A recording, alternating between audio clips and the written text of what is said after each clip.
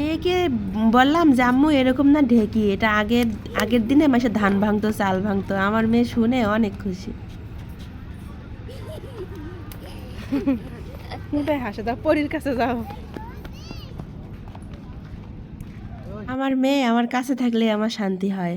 আর আমার মেয়েটা ঘুরতে চায়, ওর ঘোরাঘুরি অনেক ভালোবাসে। কিন্তু আমার না ঘুরতে ভালো লাগে না, তো তারপরেও নিয়ে গেছিলাম এক জায়গায়। তো এখানকার ভিডিও আপনাদেরকে আরও একবার দেখাইছি, তো আজকে আবার নতুন করে এখানে আমার মেয়ে ছবি তোলার জন্য একটা পোজ দিছে। আর পাশের যেই ছেলে ছেলে আর মেয়েগুলোকে দেখালাম, তারা কি যেন বিষয় নিয়ে ঝগড়া করতেছে। পরে আমি আর এখানে বেশিক্ষণ থাকলাম না, চলে গেলাম অন্য জায়গায়। এখানে দেখেন আমার মেয়ে কতটা বেশি খুশি। আসলে ওর খুশি দেখলে আমার নিজেরই ভালো লাগে। আমি এখানে যেতেই চাইছিলাম না, পরে আমার বাচ্চাটা ঘুরতে চাইছিল। পরে এখন মনে হয় কি আমার এসে ভালোই হয়েছে, আমি এত বড় একটা খুশি দেখতে পারলাম। আমার মেয়ে কতটা হাসি খুশি। আমার মেয়ের জীবনে কষ্ট দুঃখ আসুক, এটা আমি কখনোই চাই না। আমি চাই ও সবসময় হাসি খুশি থাকুক। তো অবশ্যই আপনারা সবাই আমার মেয়ের জন্য দোয়া করবেন।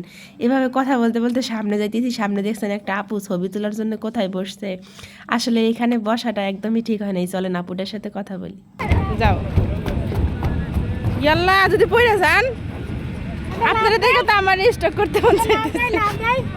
আমার ধারণা একদমই ভুল। এই মেয়েটা আসলে সেলফি তুলতেছিল না, মেয়েটা তার ভালোবাসার মানুষকে ভিডিও কলে কথা বলে দেখাইতেছে আর বলতেছে যে লাভ দেই লাভ দেই।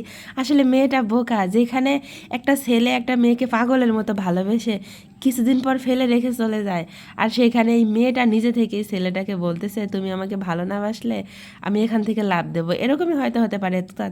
তা না হলে মেয়েটা কেন এখান থেকে লাভ দিতে চাইবে? আর মেয়েটা এখান থেকে লাভ দিলে কি মরবে বলেন?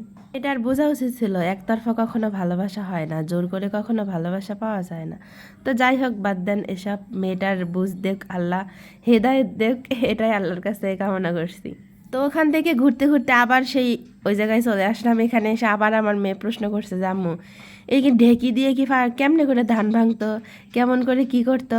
আমি তো দেখছি আমাদের বাজারে মেশিন আছে, ওখানে ধান ভাঙে, মানে আমাদের বাড়ির থেকে ধান নিয়ে যায় ওখানে ভাঙা হয়। তো ও দেখছে, পরে ওরাই জিজ্ঞেস করতেছে যে আম্মু ওখানে তো মেশিনে ধান ভাঙায়, এটা কিভাবে ধান ভাঙায়? এটা কি আমাদের এলাকায় আছে? আমাদের এলাকায় এখন নাই, আমি যখন ছোট ছিলাম তখন তো ছিল। এখন আর মেয়েকে দেখাতে পারি না। যাই হোক, এসব কথা বলতে বলতে মেয়ে আর আমি, আমার দুলা ভাই, মানে আমরা যারা যারা গেছিলাম সবাই এখন বের হওয়ার পথে রওনা দিছিলাম। তো যাওয়ার পথেই দেখলাম কি এটা একটা শিশু পার্ক। তো এখানে এই যে নষ্টামিগুলো করছে, তাদের কি শরম লাগতেছে না বলেন? ওদের কার্যক্রম দেখে আমারই তো লজ্জা লাগতেছিল যে এতগুলো মানুষের সামনে এতগুলো সিরিয়ালে কিভাবে গলা ধরে কিভাবে এই নোংরামি কাজটা করতে পারে। আসলে এটা পারিবারিক শিক্ষার অভাব। কোনো একটা ভালো ঘরের সন্তান, ভালো ঘরের মেয়ে কখনো এসব কাজ করতে পারে না। একটা মাই বা কিভাবে পারে তার মেয়েকে এভাবে ছেড়ে দিতে? কি তার মেয়ে কোথায় যাইতেছে, কি করছে না করছে? আসলে এসব হয়তো ঢাকায় চলে। তবুও আল্লাহর কাছে বলি যে আল্লাহ এদেরকে হেদায়েত দান করুক, অবৈধ কাজকর্ম থেকে মানুষ যেন দূরে থাকে। আর সবচেয়ে বড় কথা, এটা একটা শিশু পার্ক। দেখেন, আমরা শিশুদের আনন্দ, শিশুরা একটু ভালো মন মানসিকতার জন্য আমরা কিন্তু পার্কে নিয়ে আসি। আর সেই পার্কে যদি শিশুর সামনে যদি এরকম নোংরামি কাজ করা হয়, তাহলে বাচ্চারা কি শিখবে বলেন? তো যাই হোক, এই পার্কের মালিক, এই পার্কের প্রতিপক্ষের কাছে আমি একটা কথাই বলবো, যেহেতু এই পার্কে শিশুরা বেশি আসে, তো এসব বিষয়, এই নোংরা কাজ বিষয় একটু খেয়াল রাখতে, যেন এসব কাজ কেউ করতে না পারে। তো এই পার্কে আমরা গেছিলাম ঈদের 2 দিন না 3 দিন পরে। তো এখন একটু আমি অসুস্থ, যার কারণে এই ভয়েসটা একটু অন্যরকম হয়ে গেছে। তো কেউ কিছু মনে করবেন না। আর অবশ্যই আমাদের জন্য দোয়া করবেন। আর আমরা এখন এই পার্ক থেকে বেরিয়ে যাচ্ছি। তো সবাই ভালো থাকবেন।